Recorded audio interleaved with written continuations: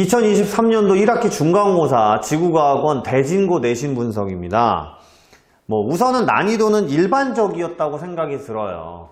그런데 서술형이 5문항이 있고요. 30점을 나타내다 보니까 아무래도 이제 기본적인 내용들을 서술하는 연습이 잘 돼 있지 않고 또 고지작이나 복각같이 이제 어려운 부분에 대해서 그 다음에 연령분포같이 어려운 부분에 대해서 개념이 부족했던 친구들은 객관식에서도 문제 푸는데 시간이 걸렸을 텐데 이걸 또 서술형으로 정리하는 문제에서도 생각보다 부분 점수의 하락이 많이 나타났을 걸로 보입니다. 평균이 39점밖에 되지 않아요.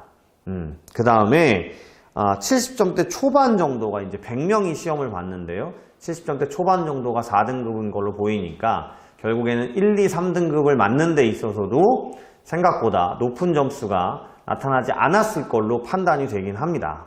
그렇다고 해서 문제 난이도가 엄청 높았던 건 아니고요. 결국에는 지구과학이라는 게 단순하게 암기만 해서는 안 된다. 그 변화에 대해서도 정확하게 알고 있어야 된다는 걸 확실하게 보여주는 중간고사였다고 봐요.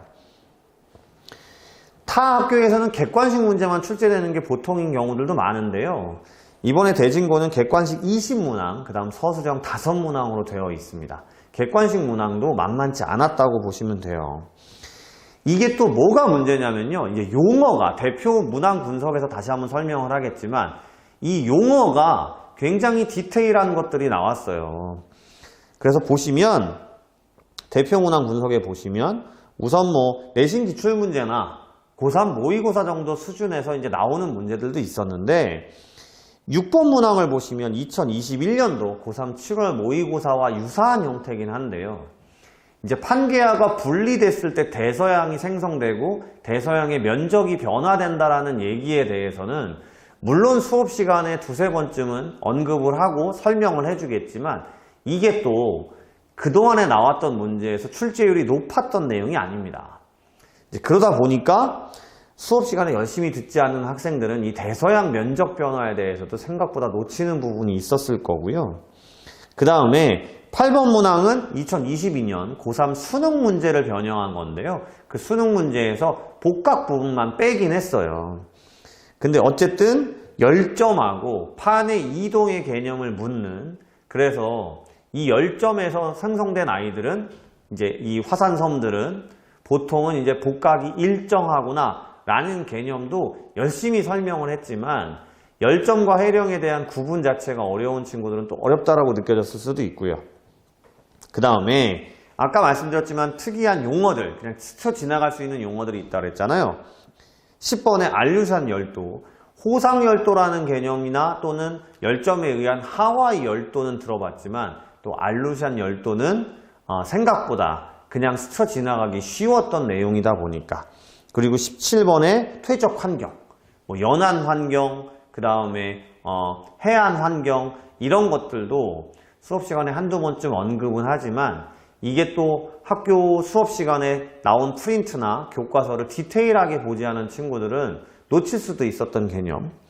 그리고 논술형 4번에 로디니아 대륙, 그동안은 이제 판게아 대륙의 그림은 많이 나왔었는데 최근 수능에 로디니아 대륙이 나오면서 이 로디니아 대륙의 그림을 보고서 판게아와 비교하는 거는 결국 교과서나 학교 프린트에 있는 그림 자체도 명확하게 보지 않았으면 찾기 어려웠던 문제라고 생각이 듭니다. 논술형 1번과 논술형 2번은요. 제가 대표 문항 분석에 써놨지만 2022년도에 타학교 내신 기출에서 나왔던 그림이에요. 그 다음에 고2 모의고사에 나왔던 그림입니다. 그러니까 이제는 이 그림에 대해서 내가 이걸 서술형으로 변형한 것들이기 때문에 결국엔 이 그림은 익숙할 수 있겠지만 객관식으로 풀었던 것들은 답만 고를 수 있는 거잖아요.